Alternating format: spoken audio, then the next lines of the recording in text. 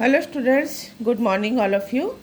आज मैं क्लास 3 के लिए चैप्टर 5 संज्ञा के एक्सरसाइज को कराने जा रही हूँ बच्चों। तो आज आप लोग मेरे साथ यहाँ संज्ञा पार्ट के एक्सरसाइज को पढ़ेंगे, उसे जानेंगे कि क्या दिया गया है, किस प्रश्न का क्या उत्तर होगा, रिक्त स्थान दिए गए हैं और संज्ञा भेद को चुनने के लिए भी कहा गया है। तो इस तरह से बहुत सारे प्रश्न हैं। तो हम लोग शुरू करते हैं। सबसे पहले आप देख सकते हो कि यहाँ एक प्रश्न दिया गया है कि संज्ञा किसे कहते हैं, उदाहरण सहित लिखो। तो पाठ में हम लोगों ने पढ़ा कि किसी व्यक्ति, वस्तु, स्थान, प्राणी या भाव के नाम को क्या कहा जाता है, संज्ञा कहा जाता है। तो उदाहरण में आप एक व्यक्ति का नाम दे सकते हैं, एक वस्तु का नाम दे सकते हैं, एक स्थान का नाम दे सकते हैं, एक प्राणी का नाम दे सकते हैं। तो इस तरह से आप एक एक उदाहरण दे सकते हैं। ठीक है। इसके बाद दूसरा प्रश्न क्या बोला जा रहा है। दूसरा प्रश्न है कि संज्ञा के कितने भेद होते हैं, उनके नाम लिखो। तो संज्ञा के 5 भेद होते हैं। व्यक्तिवाचक संज्ञा, जातिवाचक संज्ञा, भाववाचक संज्ञा, समूहवाचक संज्ञा और द्रव्यवाचक संज्ञा। फिर प्रश्न बनेगा कि व्यक्तिवाचक संज्ञा किसे कहते हैं, उदाहरण सहित लिखिए। तो व्यक्तिवाचक संज्ञा की परिभाषा भी दी गई है और उसकी परिभाषा इस प्रकार होगी कि जिन शब्दों से किसी विशेष व्यक्ति, वस्तु या स्थान के नाम का बोध हो उसे व्यक्तिवाचक संज्ञा। तो विशेष व्यक्ति, वस्तु या स्थान कहा जा रहा है। तो स्थान में आप दे सकते हो कानपुर दे सकते हो, या आप पंजाब दे सकते हो। एक विशेष स्थान के नाम का बोध हो रहा है। विशेष व्यक्ति में आप महात्मा गांधी दे सकते हो, वस्तु तो आम दे सकते हो। तो इस तरह से आपको एक विशेष नाम का बोध होता है। तो ये व्यक्तिवाचक संज्ञा होगा। इसके बाद आते हैं हम लोग जातिवाचक संज्ञा, जो संज्ञा का दूसरा भेद है। तो जिन शब्दों से पूरी जाति का बोध होता है, जिन शब्दों से पूरी जाति का बोध होता है। तो पूरी जाति कहने का मतलब है, जैसे उदाहरण में मैं आपको दे सकती हूँ कि देश है, पेड़ है, ठीक है, फूल है, इस तरह से। तो पूरी जाति का बोध होने का मतलब है, यदि मैं कहती हूँ कि नदी, नदी कहने का अर्थ होगा कि जितनी भी नदियाँ हैं दुनिया में, जितनी भी नदियाँ हैं वो सारी इस नदी के अंदर आती, क्योंकि पूरी नदी जाति का ही बोध हो रहा है। ठीक है। इसी तरह देश, देश कहने से जितने भी देश हैं संसार में, जितने भी देश हैं, पूरे देश जाति का ही बोध होता है। तो इस तरह से जातिवाचक संज्ञा में क्या कहा गया है कि पूरी जाति का बोध होता है। उसके बाद आते हैं हम लोग भाववाचक संज्ञा। तीसरा जो भेद है भाववाचक संज्ञा। तो भाववाचक संज्ञा क्या है, जिन संज्ञा शब्दों से भाव, गुण, दशा आदि के नाम का बोध होता है उन्हें भाववाचक संज्ञा कहते हैं।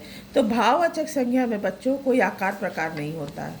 भाववाचक संज्ञा का कोई आकार प्रकार नहीं होता है, इसे केवल अनुभव किया जा सकता है।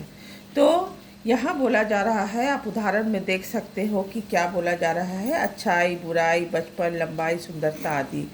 तो ये भाव, गुण, दशा इत्यादि को दर्शाता है। जैसे कि आप कह सकते हो कि सुरेश एक अच्छा लड़का है या रमेश एक बुरा लड़का है। तो अच्छा बुरा क्या है, ये गुणों को दर्शाता है। उसी तरह बचपन, जवान, बुढ़ापा, ये क्या है, दशा को दर्शाता है। ठीक है। तो ये सारे शब्द जो होंगे ये भाववाचक संज्ञा में आते हैं। चौथा भेद है समूहवाचक संज्ञा। समूहवाचक संज्ञा में जिन शब्दों से पूरे समुदाय, समूह या झुंड के नाम का बोध हो उन्हें समूहवाचक संज्ञा कहते हैं। उदाहरण आप देख सकते हो, जहाँ पर एक से अधिक लोगों की भीड़ इकट्ठी होती है वो समूहवाचक संज्ञा के अंदर आएंगे। और अंत में जो भेद है वह है द्रव्यवाचक संज्ञा। जिन शब्दों से किसी धातु, पदार्थ या द्रव्य का नाम का बोध हो उसे द्रव्यवाचक संज्ञा कहते हैं। और द्रव्यवाचक संज्ञा में वो शब्द आते हैं जिनसे दूसरी चीज़ों का निर्माण होता है। जैसे आप यहाँ देख सकते हो पानी, सोना, लोहा। तो सोना, लोहा, इन सब को गलाकर क्या होता है, दूसरी चीज़ों का निर्माण किया जाता है, दूसरी चीज़ें बनाई जाती है। तो इस तरह से आपको संज्ञा के जो 5 भेद हैं, पांचों भेदों की परिभाषा उदाहरण सहित लिखने के लिए कहा जाएगा। इस तरह से आप देख सकते हो कि यहाँ पर कुछ रिक्त स्थान है, यहाँ शब्दों को दे दिया गया है। पहला है जंगल का राजा है, तो जंगल का राजा है कौन? शेर। ठीक है, शेर जंगल का राजा है, यहाँ क्या लिखेंगे? शेर। फिर दूसरा है हमारा राष्ट्रीय पक्षी है, तो राष्ट्रीय पक्षी कौन है? मोर। ये 2 नंबर होगा मोर। मोर हमारा राष्ट्रीय पक्षी है। तीसरा है लाल किला, तो लाल किला में है, कहाँ है लाल किला? लाल किला दिल्ली में है। 3 नंबर क्या है? दिल्ली। 4 नंबर है मिठाई में होती है, क्या होती है? मिठास। 4 नंबर क्या होगा? मिठास। 5 नंबर में है हमारे के उत्तर में हिमालय पर्वत है, तो हमारे क्या? हमारे देश। 5 नंबर होगा देश, हमारे देश के उत्तर में हिमालय पर्वत है। 6 नंबर है उत्तर प्रदेश की राजधानी है, कौन? लखनऊ। 6 नंबर क्या होगा? लखनऊ। तो इस तरह से हम लोगों ने रिक्त स्थानों को जाना। अब इसके बाद यहाँ आप देख सकते हो क्या बोला जा रहा है कि सही और गलत का चिन्ह बैठाने के लिए आपको यहाँ क्या बोला जा रहा है? सही और गलत। तो यहाँ देख सकते हो पहला जो वाक्य है, भाव गुण दशा आदि के नाम का बोध कराने वाले शब्दों को भाववाचक संज्ञा कहते हैं। क्या यह कथन सही है? तो हाँ, यह कथन सही है। 2 नंबर है नदियों तथा पर्वतों के नाम जातिवाचक संज्ञा होते हैं, तो क्या यह कथन सही है? तो उत्तर क्या होगा कि हाँ, यह कथन सही नहीं है, यह कथन गलत है। ठीक है, यह कथन गलत है। आप यहाँ देख सकते हो कि कथन गलत है। फिर यहाँ 3 नंबर पूछा जा रहा है संज्ञा के 5 भेद होते हैं, तो यह कथन सही है। 4 नंबर है जातिवाचक संज्ञा शब्द से एक ही जाति का बोध होता है, तो ये कथन गलत होगा, क्योंकि जातिवाचक संज्ञा शब्द से एक ही जाति का बोध नहीं होता, पूरी जाति का बोध होता है। ठीक है, इसके बाद 5 नंबर है पदार्थों के नाम को द्रव्यवाचक संज्ञा कहते हैं, तो यह कथन सही होगा, क्योंकि जब आप लोगों ने द्रव्यवाचक संज्ञा की परिभाषा पढ़ी है तो उसमें धातु पदार्थ नाम आए हैं, तो पदार्थ जो नाम है ये द्रव्यवाचक संज्ञा में आते हैं, तो यह कथन सही होगा। अब यहाँ बोला जा रहा है कि दिए गए वाक्यों में से जातिवाचक तथा व्यक्तिवाचक संज्ञा शब्द छांटकर अलग अलग करके लिखना है। ये एक आपको वाक्य दे दिया गया है, इन वाक्यों में जो जातिवाचक शब्द है यहाँ लिखना है और जो व्यक्तिवाचक शब्द है यहाँ लिखना है। जैसे यहाँ है गंगा एक पवित्र नदी है, तो यहाँ आपका नदी जो है ये जातिवाचक होगा और गंगा क्या है? व्यक्तिवाचक संज्ञा होगा। 2 नंबर है भारत हमारा देश है, देश क्या है? जातिवाचक संज्ञा और भारत व्यक्तिवाचक संज्ञा। 3 नंबर है केशव एक लड़का है, तो लड़का क्या है? जातिवाचक संज्ञा और केशव व्यक्तिवाचक संज्ञा। माधव विद्यालय गया, विद्यालय जातिवाचक संज्ञा होगा और माधव जो है ये विशेष नाम का बोध कराता है, तो माधव व्यक्तिवाचक संज्ञा है। 5 नंबर है रमन पुस्तक पढ़ता है, तो इसमें पुस्तक जो है पूरी पुस्तक जाति का बोध होता है, इसलिए जातिवाचक संज्ञा है और रमन जो है यह व्यक्तिवाचक संज्ञा होगा। ठीक है, तो इस तरह से हम लोगों ने संज्ञा भेद के अनुसार शब्दों को लिखा। अब यहाँ पर क्या बोला जा रहा है कि नाम लिखना है। क्या लिखना है? नाम लिखना है। तो सबसे पहले जो नाम लिखने के लिए प्रश्न दिया गया है वह है कि भारत के 4 ऐतिहासिक इमारतों के नाम लिखिए। भारत के 4 ऐतिहासिक इमारतों के नाम, तो 4 ऐतिहासिक इमारत क्या क्या होंगे? जैसे होगा यहाँ पर ताजमहल, ठीक है, जैसे यहाँ हम लिख सकते हैं ताजमहल। फिर यहाँ लिख सकते हैं लाल किला,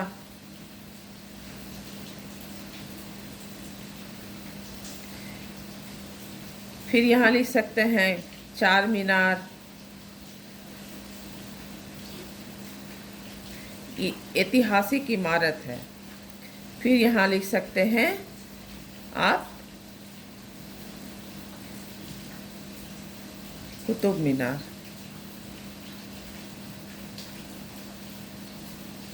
इमारत के नाम दे दिए गए हैं।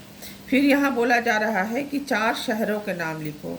4 शहर के नाम आप कुछ भी लिख सकते हैं। जैसे आप लिख सकते हैं कि कोलकाता, दिल्ली, मुंबई,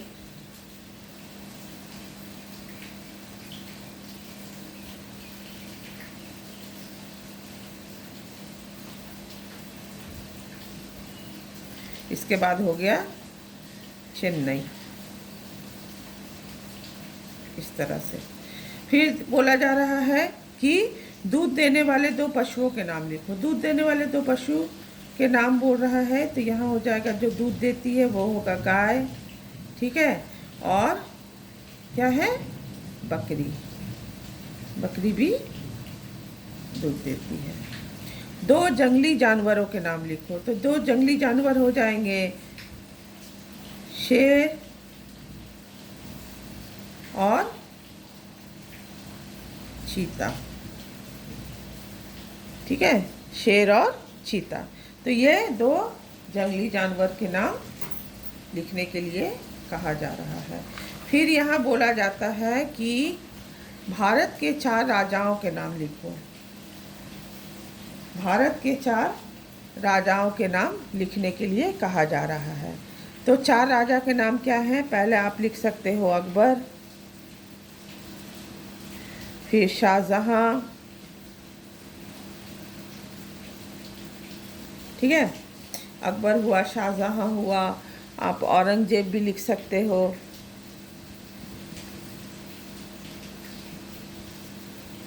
औरंगजेब, इस तरह से। और शेरशाह सूरी,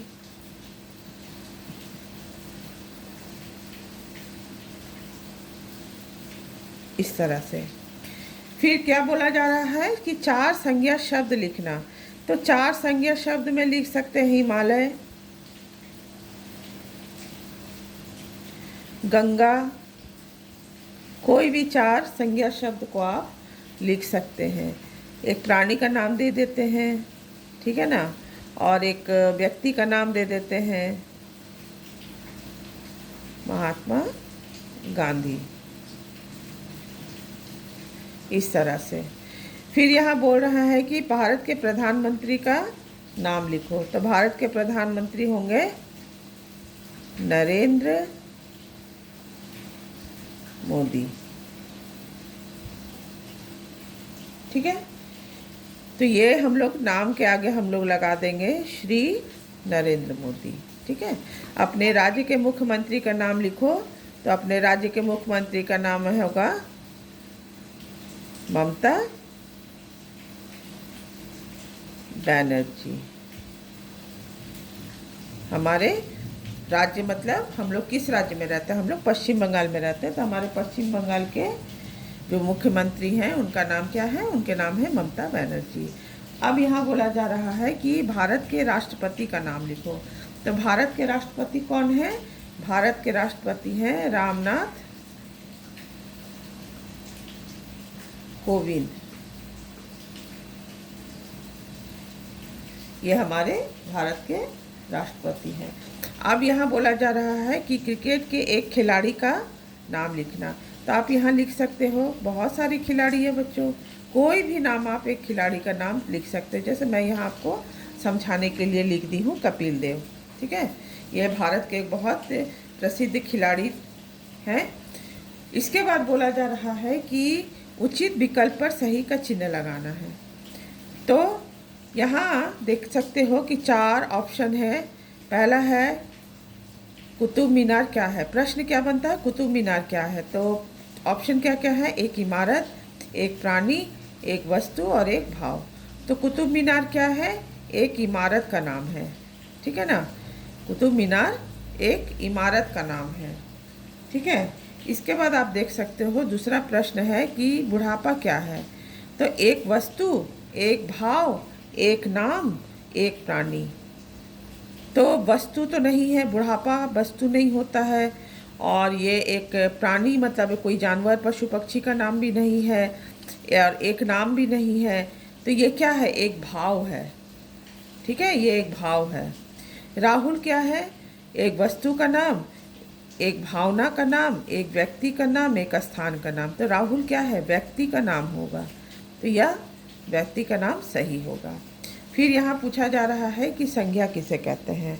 तो यहाँ देख सकते हो व्यक्ति के नाम को, वस्तु के नाम को, भाव के नाम को, इन सभी को। तो संज्ञा की परिभाषा में आप लोगों ने भी पढ़ा कि जिन शब्दों से किसी व्यक्ति, वस्तु, स्थान, जाति या भाव के नाम का बोध होता है, तो ये तीनों ही आ जाएंगे। तो यहाँ होगा इन सभी को, क्योंकि संज्ञा में व्यक्ति भी आता है, वस्तु भी आता है और भाव भी आता है। तो उत्तर होगा इन सभी की, ठीक है। तो इस तरह से हम लोगों ने बच्चों संज्ञा के एक्सरसाइज को पढ़ा, उसे जाना, और आप लोग इसे ध्यान से सुनोगे, इसे समझोगे कि इसमें क्या बताया जा रहा है, क्या समझाया जा रहा है, ठीक है। और इसके आगे का जो भी वर्क है हम लोग फिर नेक्स्ट क्लास में इसे करेंगे। Thank you.